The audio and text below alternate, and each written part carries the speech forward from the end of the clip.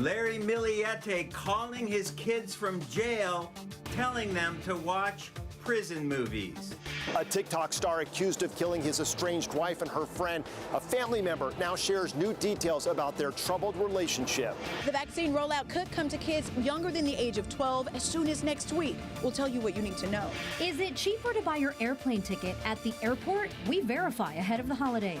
San Diego has a new program to create outdoor dining as a permanent setup for San Diego businesses. And a visit with our very own Barbara Lee Edwards as she updates us on her health and her plans for the future. News 8 at 6 starts now. Larry Miliete, charged with murdering his wife Maya, had his telephone privileges cut off today after he repeatedly called his children from jail. Good evening, and thank you for joining us. I'm Carlo Cicchetto. I'm Marcella Lee. Miliete is under court order not to contact his 3 children. But as News 8's David Gottfredson reports, prosecutors say he placed more than 120 calls to his home and communicated at all hours with his kids. The defendant has made about 129 jail calls, and at least 9 hours of those have been to his children. Larry Miliete's appearance in Chula Vista Court Wednesday was set up on short notice by the DA's office after prosecutors listened to dozens of jailhouse telephone recordings between the accused murderer and his 3 children, ages 5, 10, and 11. The calls have been during school hours. They have been as late as midnight, 1 a.m. Miliete has pleaded not guilty to murdering the mother of his children, Maya Miliete, in January. Her body has not been found. Last week, a criminal protective order was given to the father, ordering him to have no contact with his children, who currently are staying with his parents. In one of the calls, he asks the 11-year-old, tells the 11-year-old that she and her 10-year-old sister should watch a movie called Shot Caller, which is a rated R movie that has warnings of bloody violence, and it's essentially a story about a businessman who goes to prison, and he suggests that they should watch it to understand the environment that he's in. His attorney told the judge her client has hearing problems, and he thought the protective order only applied to witnesses in the case. Did you hear anything? I didn't know the kids were a witness. I didn't.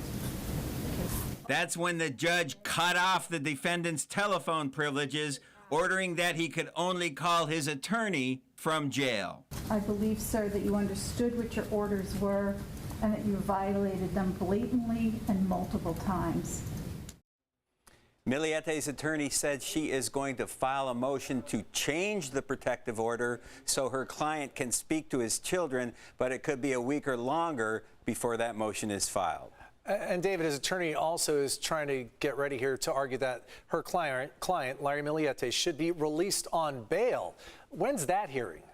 Yes, that bail review hearing is set for Thursday of next week, where his attorney will attempt to argue that Larry Miliete is not a threat to public safety or his children. Well, with already violating that protection order, it's going to be interesting to see how the court looks upon him. David Gottfredson reporting live. Thanks, David.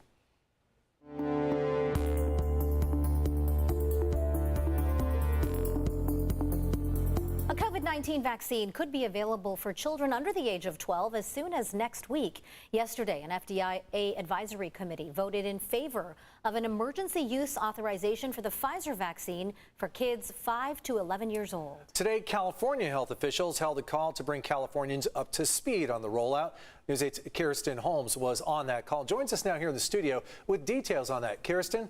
Okay, so the shots that will be given to kids are a third of the dose of the vaccine shots that adults get. And doctors hope with the full approval and rollout coming soon that kids between 5 and 11 years old could be completely vaccinated by Christmas. There's a risk with any medication you take. There's a risk with any vaccine. It's just that those risks are low, and they're far lower than the actual illness themselves usually. Cassie Swartout has small kids who go to school in the San Diego Unified School District. She says she's happy the vaccine is finally rolling out for younger kids. Every time they even get like a minor cold, they're missing a lot of school. So the vaccine is very welcome. I'd love for as many kids to get it as possible. Dr. Mark Galley, California's Secretary of Health and Human Services, and Dr. Erica Pan, an epidemiologist with the California Department of Health, says although it's rare, there have been 35 pediatric deaths in California from COVID-19. They also say that the FDA advisory panels approving vaccinating kids is a step in the right direction in beating COVID in California. They also say 860,000 vaccines have been ordered for California kids so far, and like the adult version, kids will get 2 shots at a lower dose than adults. Cassie says that's music to her ears. If more kids get it, then we can hopefully have our case numbers drop, and maybe we can ease up some of the restrictions for the community and the schools. Lisa Delano Wood is a co-founder of California for Safe Schools, which fought to implement COVID restrictions to keep kids safe in class. She says vaccinating kids against COVID-19 is the right thing to do. The reality is we're not going to get out of this pandemic unless we have a very high percentage of our population vaccinated, and kids, they make up a large chunk of our population. But if you look at the data, which I think people are forgetting to do, or they're going down these YouTube rabbit holes or believing much of the misinformation that's all over the internet and has been debunked thoroughly. COVID restrictions, the vaccine, and vaccine mandates have been a contentious talking point across the country, and not all parents are on board with vaccinating kids. But nearly 90% of folks in San Diego County age 12 and up have at least 1 dose of the vaccine. So the CDC still needs to approve the vaccine for kids ages 5 to 11, and that approval could come as early as this week. Another interesting note I got from the call, and I want to mention, is that schools themselves will be offered as vaccination administration sites for kids by mid-November. Schools are already partnering with the state and pharmacies to make that happen, but there is not a definitive timeline for enforcing vaccine mandates in schools right now. That could come as soon as January, but it could even be June, so we will keep you posted. All right, Kirsten, thanks. We are learning more tonight about the troubled marriage of a San Diego TikTok star who's charged with murder for allegedly killing his wife and her friend. Ali Abulaban's cousin says the accused killer was extremely jealous and controlling. And as News 8 Steve Price reports, he also talked about the last time he saw Abulaban 3 days before the murders. Ali Abulaban is accused of killing his estranged wife and her friend inside her downtown apartment. To his more than 950,000 followers on TikTok, Abulaban is known as a funny guy, but a family member says the funny guy he knew changed as his marriage fell apart. Pictures of Ali Abulaban and his cousin Louie. They've been close since they were little kids. He loved making videos. He loved making people laugh. He loved the tension. But Louie says the last time they hung out together, 3 days before the murders, Ali, who was known as Gin Kid on social media, was acting very strange. Pulled out a bag of cocaine, and then I was like, you're gonna get us all in trouble. He's like, I'm Gin Kid, you know, nobody can touch me because I'm Gin Kid. Louie says Ali and his wife Anna moved to San Diego in February, and for her, things were great. Her social life flourished when she moved to San Diego, and I think he became extremely jealous of that. Extremely jealous and furious. For reasons Louie declined to elaborate on, he says Anna's friends didn't want to hang out with Ali. He just became super jealous because his wife was going out with friends and he wasn't involved, and he wanted to control her. He wanted to know what she was doing every time of the day. Louie says a text exchange he had with Anna last month made it clear that her marriage was crumbling, and she asked Ali to move out of their apartment on October 18th. But even as recently as 3 days before the murders, Louie says Ali thought this was all just temporary. He was in denial about it. He thought they were going to get back together. Louie added that Ali got physical with Anna during their marriage, but she never thought her life was in danger. To actually being murdered, I don't think she ever saw this coming. Anna and Ali had a daughter together. Louie's heart breaks for the precious little 5-year-old.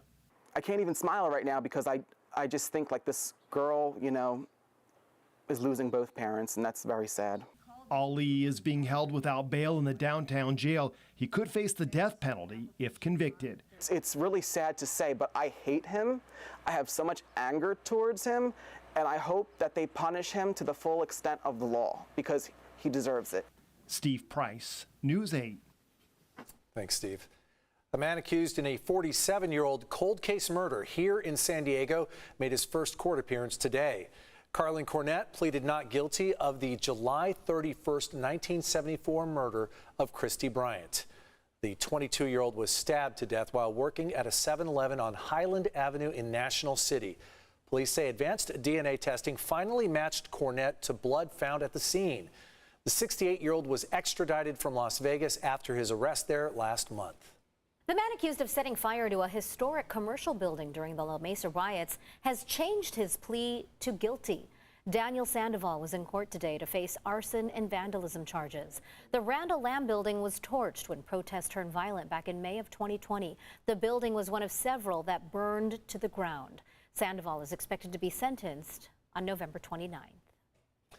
Local leaders are focused on addressing climate change and bringing San Diego a greener future. Today, San Diego Mayor Todd Gloria unveiled the Our Climate, Our Future initiative.